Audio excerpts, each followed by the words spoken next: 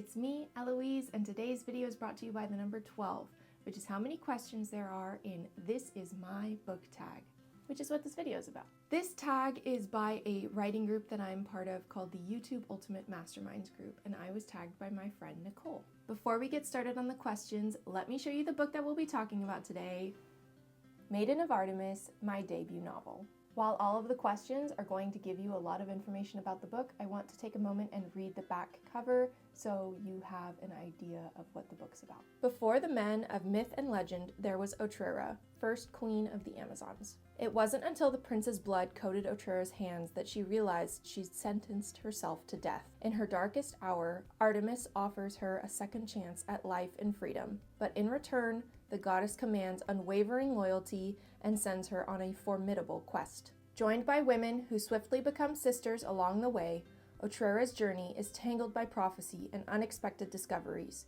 and she is faced with a decision that will alter her life forever. Fleeing from men and monsters alike, Otrera and her companions travel across ancient Greece in search of what was promised. Each day she learns more about herself and the dangers of her world, yet the closer she gets to fulfilling her quest, the further Otrera drifts from her pledge to Artemis. Pursued by a vengeful king and his relentless champion, Otrera discovers how far she'll go to keep her sisters safe. But nothing, not even a divine weapon, can protect her from the wrath of the gods. So begins the story of the tribe feared by heroes and kings alike. Let's dive into these questions. Number 1, what is the title of your book? The full title of my book is Maiden of Artemis, Legend of the Amazons, Book 1. As you can tell from the title, it is Book 1 of a, as of the time of me filming this, uncompleted series about the origins of the all-female warrior tribe, the Amazons, following Otrera, the first queen of the Amazons. Number 2, what genre is it? Legend of the Amazon falls under the historical fantasy subgenre of fantasy. It could be included with Greek myth retellings. I'm always reluctant to put it in the Greek myth retelling category because unlike a lot of other myth retellings that you'll encounter where it's taking a myth that already exists and is well written about, but looking at it from a different point of view, I'm taking a tribe that briefly pops up in a couple of myths and expanding on it significantly to give them something of an origin story, as opposed to the normal types of Greek myth retellings that you may have encountered before. Like I said, I would describe this more of a historical fantasy as opposed to a Greek myth retelling, but there is the Greek myths in it, so kind of either or. Number 3, what inspired you to write it? I have been a fan of Greek mythology since I was in middle school. The initial thought that inspired Legend of the Amazons popped into my head during a commute back in 2016 when I was wondering where the heck the Amazons came from. That led me down a rabbit hole where I found the name Otrera and nothing about her other than the fact that she was queen of the Amazons. My ideas on feminism and asking what it means to be a woman and playing with all of these different roles that women take in today's society also inspired how I'm approaching the plot for Legend of the Amazons. I wanted to incorporate as many different kinds of women. We have physically strong ones, we have emotionally strong ones, we have creative, we have nurturing, we have cold and ruthless. The inspiration is just wanting to see some cool women do some cool shit. It's not that deep, I guess. It can either be really deep or not deep. Number 4, is your book traditionally published or independently published? My book is independently published. I also have a video that goes into details about why I decided to go indie, so if you want to learn more about those specific reasons, check that out. Here, number 5, what do you love about your book?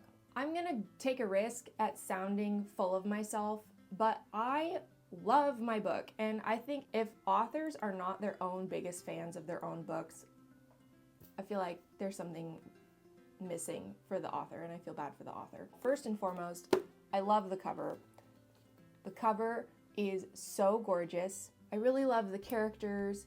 Authortube is flawed and she has a lot of learning and growing to do, which I'm excited to do that with her. I love the supporting characters. Some of them are really sassy, some of them are really sweet, and I just love the found family dynamic that I'm building up in this book. I love the tropes that I've incorporated into it. I love the humor that I've incorporated into it. I'll just stop myself there. I love my book, and if I didn't love my book, I wouldn't have been able to get to where I am today. So I love everything about it. Number 6, what other books does yours resemble? This is a hard question for me to answer because I could say Circe and Ariadne and any other Greek myth retelling that focuses on female characters in these myths. So on that level, it resembles that. We have strong women, we have ancient Greek setting, we have gods and a soft magic system. But when you actually read it, the prose doesn't match up. If you're looking for a read that's as flowery as Circe, you might be a little disappointed in Maiden of Artemis. I still haven't been able to identify really strong comps for Maiden of Artemis. So if you've happened to read the book and you have opinions on what this book is similar to, please let me know in the comments down below. I'd love to hear your thoughts on it. Number 7, what is the scene or thing you are most excited for your readers to read? Without spoiling anything, I'm very excited for readers to get to the midpoint turn and some of the other plot twists I have.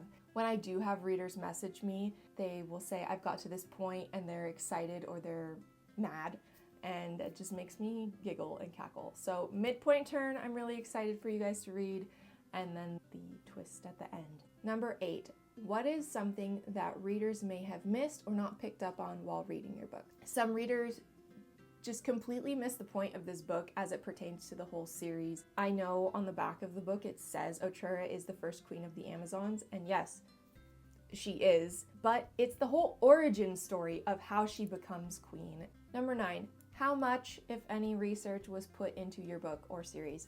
I don't know how you can quantify how much research I've done with the amount of time that I've been obsessed with Greek mythology. Actually writing the book, I have put an extensive amount of research into it, researching the specifics on the different gods, making sure that I'm up to snuff on that. While writing Maiden of Artemis, the most research that I was doing was as I was writing it, going and making sure that I was referencing the correct materials that clothing was made out of, perhaps building materials, foods, geography, that kind of thing. The book opens in April.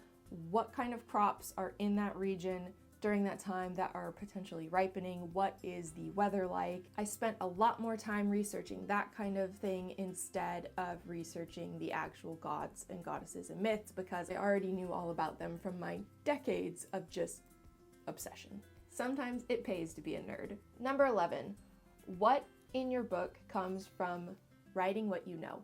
Obviously, the magic system and living in ancient times does not come from writing what I know, because I am neither magical nor a time traveler. I do know what it's like to be a woman. I have a number of friends in my life that have helped me learn what healthy, loving, supporting friendships between women look like, and I heavily rely on that experience to write the interpersonal relationships between my characters, because I really want to have a book that has examples of supportive women that want to raise each other up, and despite any differences between beliefs or abilities, it doesn't matter, they're all valued and appreciated and understood. Number 12, what did you learn from other authors that you were able to incorporate into your own book? I don't have any really great specific examples of things that I have learned from other authors. However, I consume authortube content on a daily basis. I put it on in the background while I'm working and I just soak it in like a sponge. Plotting, methodology for storytelling, do's and don'ts, tips and tricks.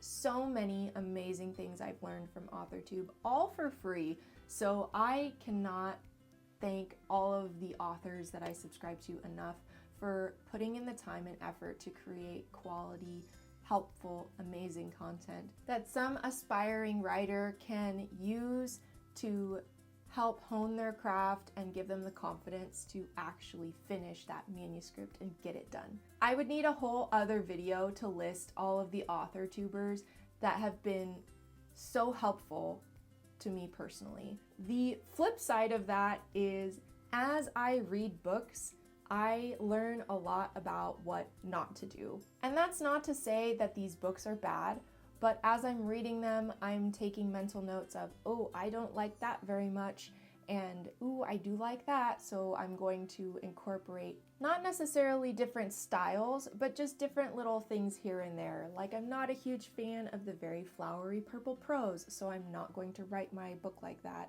Or another book I DNF'd because the amount of obscure adjectives and verbs that the author was using that I was having to stop what I was doing in reading the book and go look it up. It was pulling me out of the story. Those are a couple of examples of things that I've learned from authors through their work that I take a mental note of what not to do. That's it. That's all 12 of the questions in the This Is My Book tag. If you're interested in learning more about my book after watching this video, you can learn more about it in the description down below. It is available everywhere in ebook and paperback. If you want to get updates on book 2 and any of my other writing projects, subscribe to my newsletter, which I send out monthly. If you want to see more videos like this, consider subscribing to my channel. We have fun here. It's a super great time. If you've made it this far, thank you so much for watching. You're one of my favorite people. Since it's a tag video, I'm going to tag a few lovely author tubers that I think should do this tag. Natalie Jane Shields, T. Helen Price, Richard Holiday, and Martin Lejeune. Tag your it. And if you want to do this video and haven't been tagged by anyone yet, just do it. Tag me in it so I can see it and learn more about your book, because I'm so excited to hear about everyone's books, whether it's finished and published or not. There's no gatekeeping here, okay? Keep writing. That's all I have for you this week. Until next time, take care.